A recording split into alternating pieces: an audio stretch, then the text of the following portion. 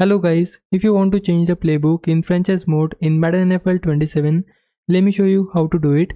First, from the home section, go to manage team and then select team schemes. From here, you can change your offensive scheme, defensive scheme and your playbooks. Just select the playbook you want to use and you can choose whichever options works best for you. Now if you are using a custom playbook, there is a chance it might not show up in this section.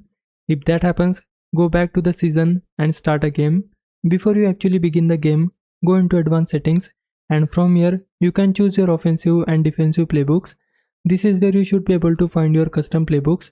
It can also help if you change the playbook through manage team, but the change doesn't seem to apply during your games.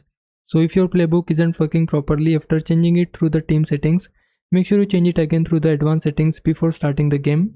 And that's how you can change your playbook in franchise mode in Madden NFL 27. Hope this helps. Leave a like and subscribe my channel. For now, thanks for watching.